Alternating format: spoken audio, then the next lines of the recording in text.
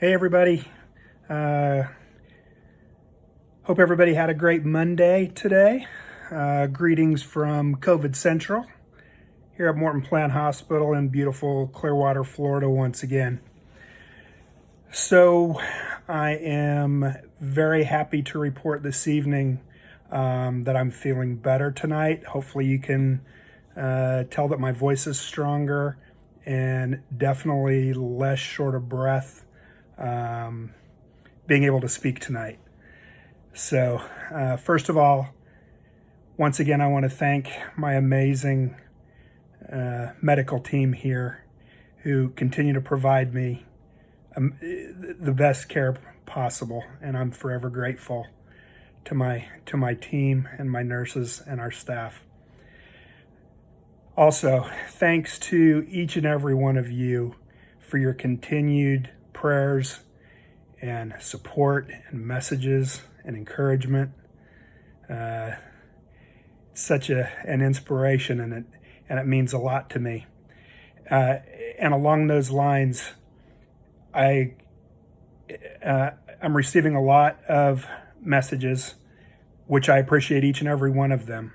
But I'm having a hard time keeping up responding to each of you personally.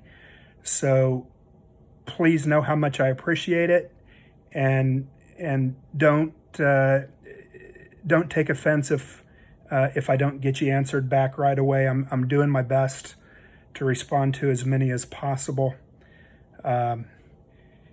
This Facebook post is the easiest and most efficient way for me to give you guys an update and try to give you some clinical information that's hopefully beneficial for everybody. So thank you all for your understanding with that. So like we'd said earlier, that we needed patience with our researchers and everybody who's working so hard to bring us new understanding of this COVID-19 virus.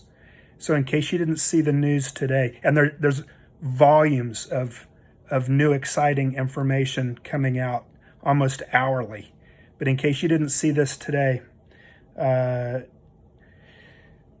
Sarah Gilbert and her team at the Jared Institute, University of Oxford in England, they published their phase 1 and phase 2 vaccine trial information this morning in the Lancet, which is very, very exciting news. So the phase 1 and phase 2 vaccine trials showed high efficacy with excellent early safety data. The phase 3 clinical trials were just recently completed with, I believe, a little over 10,000 patients. And that data is being analyzed right now. And hopefully that will be published in about 6 weeks or so, which would be the final efficacy and safety data. And I appreciate Dr. Rosignol keeping me informed of this information and his updates. He's also a professor at University of Oxford and good friends with Sarah Gilbert. So thanks, Doc. If all goes as planned and this data looks great, they're hoping that we're going to have a vaccine potentially as early as September of this year. So keep your fingers crossed, folks. This is some encouraging and exciting news. I had several people here in the Tampa Bay area reach out to me in the last 24 hours offering to go get tested to see if they would be a match for convalescent plasma donation for me. I literally cannot tell you guys how much that means to me.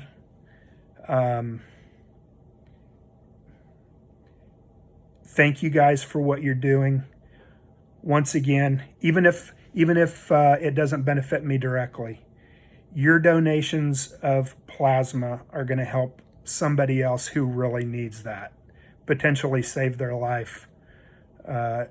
So I encourage each and every one of you who has fully recovered, please consider becoming a plasma donor so that we can increase our numbers of survivors. Best thing you can do, and thank you in advance. Let's see. Okay, so bottom line, my blood pressure and pulse rate have still been running a little high, but my breathing is obviously better, and my energy level is starting to bounce back, which makes me extremely happy. Just to be thorough, I did have a cardiology evaluation today, which I'm extremely happy to report came back normal. There was some concern that maybe I was getting a little cardiac complication as a result of the virus, but I am extremely pleased to report that those tests all came back normal. So all of my team is in agreement that the blood pressure and pulse rate are probably a combination of the high-dose steroids as well as some residual inflammatory response in the lungs. But I feel better tonight, and I feel like I'm back on the path to a full recovery here. And you guys have all been an important part of that role for me. So once again, thank you all. Okay, so the final part here. I've had several docs out there in the great Midwest where I grew up, who have reached out to me, as well as local community leaders, about their concern and wanting to know what we can do to make the biggest impact in their communities right now. So for anybody who has lived or experienced summertime out there in the heartland, this is an exciting time of celebration. It's county fair time.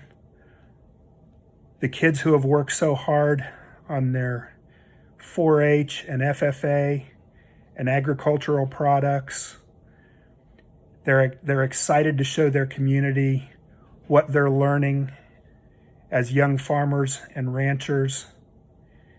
And it's a huge public event and a celebration for every community that's out there. So I just want to stress to all of my family, friends that I haven't met yet out there, how important it is to follow safety guidelines and take precautions when you're at your county fairs and your celebrations. It's important that you be responsible and try to protect each other, yourselves, protect your medical professionals out there, because if you guys do suffer an outbreak, you're going to be relying on those healthcare professionals to take care of you. And they need you to do your part as well, okay? So what can you do? Follow the guidelines, be safe, wear a mask, have a little fun with it. Get your cowboy hat, get your seed cap, whatever you're wearing out there to look good. Go to the fair, but just be safe and be smart and be responsible, That's all I ask. So I'm going to sign off for the night, gang. Sorry this post was a little bit longer than normal. But I was excited to share that vaccine information, and certainly want to stress to all the great people out there in the Midwest how important this is to take this virus seriously. So thank you guys all again for all of your support.